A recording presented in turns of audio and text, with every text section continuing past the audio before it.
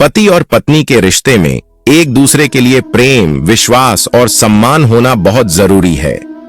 समर्पण, विश्वास करो, यह दोनों चीजें अगर पति पत्नी में है तो उनका जीवन संपूर्ण सफलता के साथ निभ सकता है। ये पवित्र रिश्ता है। दोनों सुख दुख में साथ रहें, एक दूसरे की इज्जत करें, विश्वास के साथ वफादारी निभाएं। पति पत्नी का रिश्ता सबसे नाजुक है। इस प्रकार के दृश्य देखने के बाद लोगों का भरोसा शादी से उठ गया है। एक अभिन्न मित्र की तरह हर बात, हर इच्छा, हर सुख दुख और आपस में पसंद और न पसंद सब कुछ शेयर करना चाहिए। यह रिश्ता आपसी विश्वास के आधार पर टिका रहता है। विश्वास दरकने से यह टूट भी जाता है और कुछ लोग बहुत कुछ होने के बाद भी इसको संजोए रखने की कोशिश करते हैं। यह आपसी समझ बूझ पर निर्भर करता है। सब लोग इसे अपने अपने तरीके से निभाते हैं। कुछ सब कुछ अनदेखा करते हैं तो कुछ दूसरे के कहने पर अपने घर को जला डालते हैं। नाजुक और कठोरता इसे संभालने वाले की अपनी अपनी क्षमता, सोच पर निर्भर करती है। स्नेह इतना हो कि एक की तकलीफ और दूसरे को महसूस हो, उसे ये बताए बिना ही महसूस हो और वह तकलीफ दूर करने का भरसक प्रयास करे। यदि कभी कोई सेविका या नौकर छुट्टी पर हो तो पति को पत्नी से अधिक चिंता हो। बिन कहे वह घर के काम में हाथ बटाए, बर्तन साफ करे, झाड़ पोंछ करे, बिस्तर ठीक करे। यदि कभी पति चिंता में हो तो बिन बताए पत्नी को उसकी पीड़ा का एहसास हो, वह पति का सिर सहलाए, उसके लिए चाय बनाकर लाए। यदि कभी पत्नी का पुरुष मित्र आए तो पति उसे बड़े स्वागत भाव से स्वागत करे। पति की किसी महिला मित्र के आने पर पत्नी उसका दिल से स्वागत करे। अपार स्नेह और पूर्ण विश्वास पति पत्नी के अद्भुत रिश्ते को 4 चांद लगा देंगे। कभी कोई भी दिल जला उनमें संदेह के बीज नहीं बो पाएगा। पति पत्नी के रिश्ते में मानसिक, आर्थिक और शारीरिक रूप से साथ बराबर रहना चाहिए।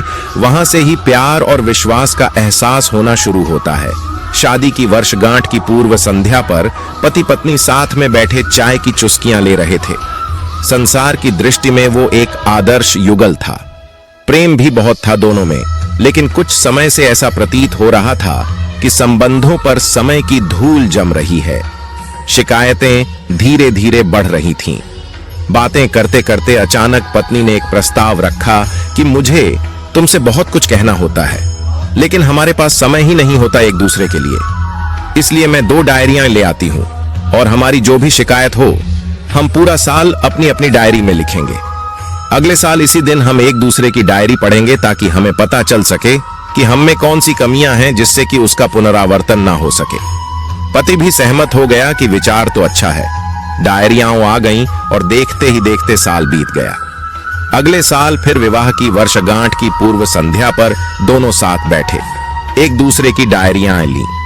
पहले आप की मनुहार हुई।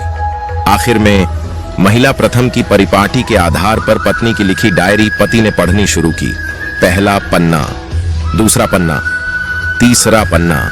आज शादी की वर्षगांठ पर मुझे ढंग का तोहफा नहीं दिया। आज होटल में खाना खिलाने का वादा करके भी नहीं ले गए। आज मेरे फेवरेट हीरो की पिक्चर दिखाने के लिए कहा तो जवाब मिला बहुत थक गया हूं। आज मेरे मायके वाले आए तो उनसे ढंग से बात नहीं की। आज बरसों बाद मेरे लिए साड़ी लाए भी तो पुराने डिजाइन की ऐसी अनेक रोज की छोटी छोटी फरियादें लिखी हुई थीं। पढ़कर पति की आंखों में आंसू आ गए। पूरा पढ़कर पति ने कहा कि मुझे पता ही नहीं था मेरी गलतियों का। मैं ध्यान रखूंगा कि आगे से इनकी पुनरावृत्ति ना हो। अब पत्नी ने पति की डायरी खोली। पहला पन्ना कोरा, दूसरा पन्ना कोरा, तीसरा पन्ना कोर। अब 2-4 पन्ने साथ में पलटे, वो भी कोरे। फिर 50-100 पन्ने साथ में पलटे तो वो भी कोरे। पत्नी ने कहा कि मुझे पता था कि तुम मेरी इतनी सी इच्छा भी पूरी नहीं कर सकोगे। मैंने पूरा साल इतनी मेहनत से तुम्हारी सारी कमियां लिखी ताकि तुम उन्हें सुधार सको, और तुमसे इतना भी नहीं हुआ। पति मुस्कुराया और कहा, मैंने सब कुछ अंतिम पृष्ठ पर लिख दिया है। पत्नी ने उत्सुकता से अंतिम पृष्ठ खोला।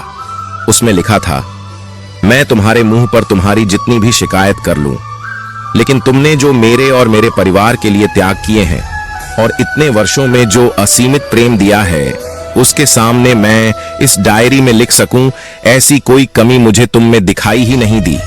ऐसा नहीं है कि तुम में कोई कमी नहीं है, लेकिन तुम्हारा प्रेम, तुम्हारा समर्पण, तुम्हारा त्याग उन सब कमियों से ऊपर है।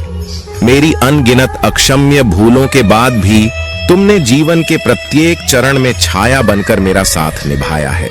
अब अपनी ही छाया में कोई दोष कैसे दिखाई दे मुझे। अब रोने की बारी पत्नी की थी। उसने पति के हाथ से अपनी डायरी लेकर दोनों डायरियां अग्नि में स्वाहा कर दी और साथ में सारे गिले शिकवे भी। फिर से उनका जीवन एक नव परिणीत युगल की भांति प्रेम से महक उठा। जब जवानी का सूर्य अस्ताचल की ओर प्रयाण शुरू कर दे, तब हम एक दूसरे की कमियां या गलतियां ढूंढने की बजाय अगर ये याद करें हमारे साथी ने हमारे लिए कितना त्याग किया है, उसने हमें कितना प्रेम दिया है,